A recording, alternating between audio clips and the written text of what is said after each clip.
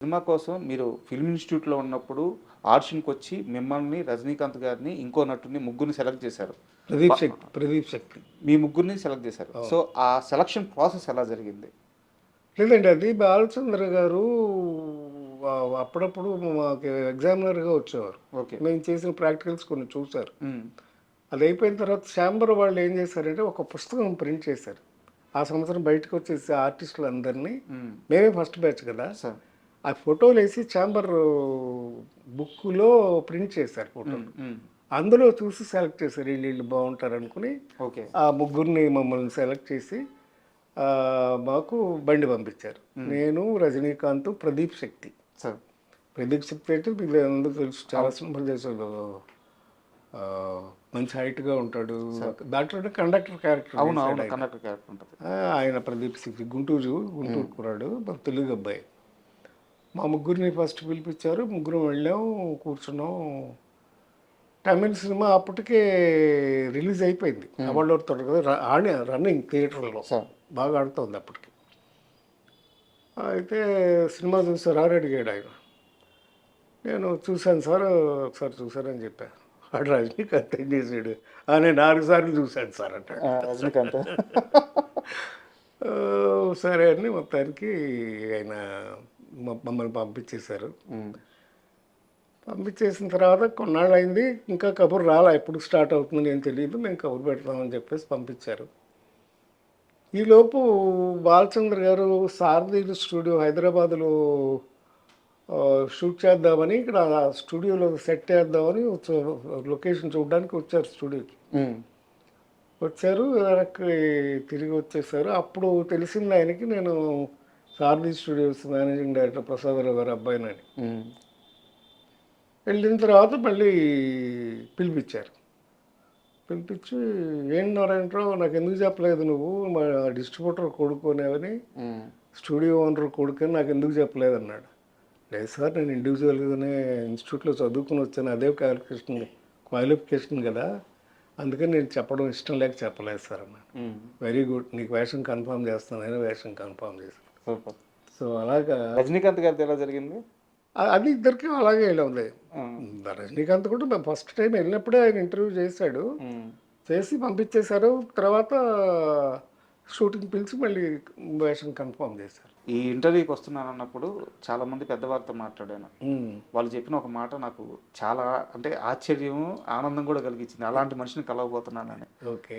ఇప్పుడున్న సౌత్ కాదు, overall Indian film ఎవరైతే మనుషులు ఉన్నారో, ఆర్టిస్టులు ఉన్నారో, స్టార్స్ ఉన్నారో, రజనీకాంత్ గారిని రే అని పిలవగలిగిన ఒకే ఒక్కడు నారాయణరావు. ఈ రోజు నువ్వు వెళ్ళి ఆయన్ని కలవబోతున్నావు అని చెప్పారు.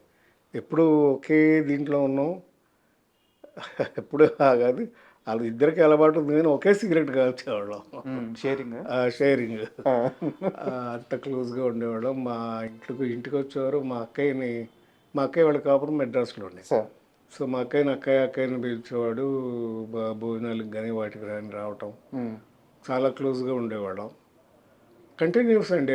అంతులేని కథలో యాక్ట్ చేయడమే కాకుండా తర్వాత వరుసగా 2 సినిమాలు యాక్ట్ చేసాం. సార్. చిలకమ్మ చెప్పింది అని ఒక సినిమా, ఈరంక సినిమా గారి డైరెక్షన్. సార్. అందులో కూడా రజనీకాంత్, సంగీత, నేను, శ్రీప్రియ. అది ఈరంక సినిమా గారని ఆయన డైరెక్షన్, ఫస్ట్ పిక్చర్ ఆయన డైరెక్షన్లో, బాలచంద్ర గారి కో డైరెక్టర్. అది పాలకొల్లో షూటింగ్ చేసేవాళ్ళం. 3 నెలలు 15 రోజులు 10 రోజులు షెడ్యూల్ పాలకొల్లోనే షూటింగ్. మళ్ళీ అందరం మాకు ఎట్లా ఉండేదంటే ఆ రోజుల్లో కాల్ షీట్ అని షూటింగ్ ఉంటేనే వెళ్ళాలి, ఆ పద్ధతి లేదు అప్పుడు. మేమే ట్రావెలింగ్ తోసేవాళ్ళం, మేమే కెమెరాలు మోసుకెళ్ళేవాళ్ళం, మేమే అట్లాగే స్క్రిప్ట్లు చదివేవాళ్ళం, అసిస్టెంట్లు వేరే వాళ్ళకి డైలాగులు నిలిపేవాళ్ళం. అలా యాక్ట్ చేస్తూ ఉండగా పాలకొల్లో చేస్తున్నప్పుడు ఒక అబ్బాయి వచ్చాడు. ఎవరో తెలుసా అబ్బాయి? పాలకొల్లు అంటేనే చేసేసి ఉంటారు. చెప్పండి, మీ నోటితో చెప్పండి. ఆయన అప్పుడే చదువుకుని ఫినిష్ చేసి వచ్చారు, చదువు అయిపోయింది. మేము రజనీకాంత్ నేను ఇద్దరం షూటింగ్లో ఉన్నాం. మాతో వచ్చి మాట్లాడారు. మాట్లాడిన తర్వాత హోటల్ ఉంటే మా హోటల్కి వచ్చి మాతో పాటు ఉండి చాలాసేపు మాట్లాడి ఫైనల్గా చెప్పింది ఏంటంటే నాకు కూడా యాక్టింగ్ నేర్చుకోవాలని ఉంది ఉమ్, అని అన్నాడు ఆయన. యాక్ట్ చేయాలని ఉందని. అప్పుడు మేము ఇద్దరు చెప్పిన సలహా ఏంటంటే మేమిద్దరం కూడా అదే ఇన్స్టిట్యూట్లో చదువుకున్నామయ్యా. అప్పుడు వచ్చి ఏమని పిలిచారు మిమ్మల్ని? సార్ అన్నారా, హీరో గారు అన్నారా? మమ్మల్ని ఆ, అంటే సార్ అనేవాడు, అన్నయ్య అనేవాడు ఆ, అప్పట్లో. చెప్పండి మేము చెప్పండి. వయసులో పెద్దాళ్ళం కదా. ఆ, రజనీకాంత్ నాకంటే ఆయన 4 ఏళ్ళు 5 ఏళ్ళు పెద్దాడు. ఆ అబ్బాయి రజనీకాంత్ గారిని ఏమని పిలిచారు? ఆ, అన్నయ్య అని పిలిచేవాడు. అన్నయ్య అని పిలిచారు, మిమ్మల్ని అన్నయ్య అని పిలిచారు. ఆ, తర్వాత ఏం సలహా ఇచ్చారు అబ్బాయికి? సరే ఆ అబ్బాయిని వెంటనే వచ్చి జాయిన్ అవ్వమంటే మెడ్రాస్ వచ్చి ఇన్స్టిట్యూట్లో జాయిన్ అయ్యాడు. ఉమ్, తర్వాత ఇప్పుడు ఎంత ఉన్నాడో ఎంత ఎదిగాడో మీ అందరికీ తెలుసు. చెప్పండి అబ్బాయి పేరు చెప్పండి. ప్రపంచమంతా నేను చెప్పాలా ఇంకా? Megastar. Megastar Chiranjeevi. Megastar Chiranjeevi. అప్పుడు మా పరిచయమే. ఆ తర్వాత ఆయన మెడ్రాస్ రావడం, ఇన్స్టిట్యూట్లో ఆయన చదువుతున్న రోజుల్లో కూడా నేను వెళ్తూ ఉండేవాడిని. ఎందుకంటే మాకు టీచరు దేవదాస్ కంకాల్ గారు. మా బ్యాచ్ కూడా ఆయన అవును. ప్రొఫెసర్. సారథి స్టూడియోస్ ఈరోజు అమీర్పేటలో, హైదరాబాద్ నడిబొడ్డులో, అంటే నేను కమర్షియల్గానే మాట్లాడుతున్నాను, అవునండి. అద్భుతమైన ల్యాండ్. కనీసం 1000 కోట్ల ఆస్తి అది. అవునండి. మీదే అది. అవునండి. అంటే యాక్చువల్ బేసికల్గా మా ఫాదర్ మొదటి నుంచి డిస్ట్రిబ్యూటర్. చెప్పాను కదా, నవయుగ ఫిలిమ్స్. అవును. నవయుగ సంస్థ అనేది టాప్ మోస్ట్ డిస్ట్రిబ్యూషన్ సంస్థ ఇన్ ఆంధ్రప్రదేశ్. ఈ రోజుల్లో లాగా జిల్లాల వారీ కాదు, అప్పుడు ఉమ్, టోటల్ ఆంధ్రప్రదేశ్. అవును. 3 ఏరియాలకి 3 3 ఏళ్ళకి 3 ఉండేవారు. మా పెద్దనాన్నగారేమో విజయవాడలో ఉండేవారు, హెడ్ ఆఫీస్ అది. మా నాన్నగారేమో గుంటకల్లో ఉండేవారు. సార్. సో అందుచేత నేను గుంటకల్లోనే పుట్టా. సార్. నేను చదువుకునేది 8th క్లాస్ వరకు గుంటకల్లోనే చదువుకున్నాను. ఆ తర్వాత సారథి స్టూడియోస్ తీసుకోవాల్సిన పరిస్థితి వచ్చింది. ఉమ్, ఎందుకంటే అక్కినేని నాగేశ్వరరావు గారు ఎన్టీ రామారావు గారి అపోజిషన్ భరించలేక ఉమ్. హైదరాబాద్లో వెళ్ళిపోయి షిఫ్ట్ అయిపోదామని డిసైడ్ చేసుకున్నాడు ఆయన. భరించలేకేనా? భరించలేక కాంపిటీషన్కే. ఉమ్, ఎందుకంటే ఆయన డామినేటింగ్ అప్పుడు. ఉమ్, ఇంకా ఎక్కువ సంస్థలు, ఇప్పుడు విజయవాహిని అంటే కంప్లీట్గా రామారావు గారి సినిమాలు. ఓకే. ఆయనకి ఎప్పుడు కూడా కాంపిటీషన్ ఉండేది వీళ్ళిద్దరికి. బట్ ఆయన ఎప్పుడు పై చేయగానే ఉండేవారు ఎన్టీ రామారావు గారు. ఆయన ఏ క్యారెక్టర్ అయినా వేసేవాడు, మహానుభావుడు. అవును.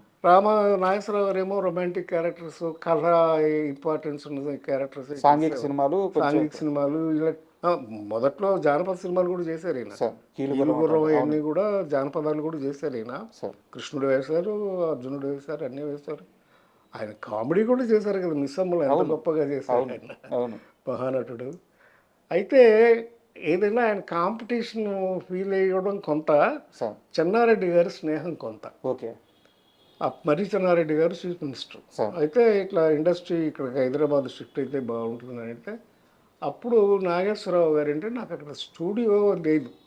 అప్పుడు స్టూడియో క్లోజ్ అయిపోయింది. సార్. వాళ్ళు అది యాక్చువల్గా చల్లపల్లి రాజా గారిది ప్రాపర్టీ. అంటే చల్లపల్లి మహారాజా గారిది వాళ్ళ అబ్బాయి రామకృష్ణ ప్రసాద్ గారని. ఉమ్, చల్లపల్లి రాజా గారు రియల్గా రాజు గారు ఆయన. ఆ వారిది సారథి బ్యానర్. ఉమ్. సారథి బ్యానర్ అంటే అంతకుముందు చాలా పెద్ద పెద్ద సినిమాలు తీశారు. తమ్మారెడ్డి భరద్వాజ నాన్నగారు కూడా అక్కడ వర్క్ చేసినట్టు. దానికి మేనేజర్గా చేశారు. అవును, అవును, ఆయన తర్వాత మా నాన్నగారు వచ్చారు. అవును, అవును. అంటే అది ఎలా జరిగిందంటే, ఫస్ట్ ఆ బ్యానర్ సారథి బ్యానర్ చాలా రామారావు గారితో ఆత్మబంధువు, కలిసి ఉంటే కల సుఖం, అవును. ఇలాంటి సినిమాలన్నీ సారథిలో తీసినాయి. రోజులు మారాయి నాగేశ్వరరావు గారితో. అప్పుడు నవయుగ ఫిలిమ్స్ వాళ్ళు సారథి స్టూడియో 45% షేర్స్ కొనుక్కున్నారు. ఉమ్, అప్పటి నుంచి మా నాన్నగారు గుంటకల్ నుంచి ఇక్కడికి షిఫ్ట్ అయ్యారు ఓకే. స్టూడియో మేనేజ్ చేయడానికి 64లో. సార్. 64 నుంచి సారథి స్టూడియోస్ నాన్నగారే చూసుకున్నారు. మొదట్లో ఒకటే ఫ్లోర్ ఉండేది, తర్వాత 2 ఫ్లోర్లు కట్టారు, మొత్తం 3 ఫ్లోర్లు అయినాయి. స్టూడియో బ్రహ్మాండంగా నడిచేది. ఇప్పుడు మెట్రో స్టేషన్ ఉంది కూడా అంతా సారథి స్టూడియోస్లోనే ఉండేది. అప్పట్లో అమీర్పేట మెట్రో స్టేషన్ ఉంది, అదంతా సారథి స్టూడియోస్ గేటే. ఆ, అక్కడ ఉండేది మెయిన్ గేటు.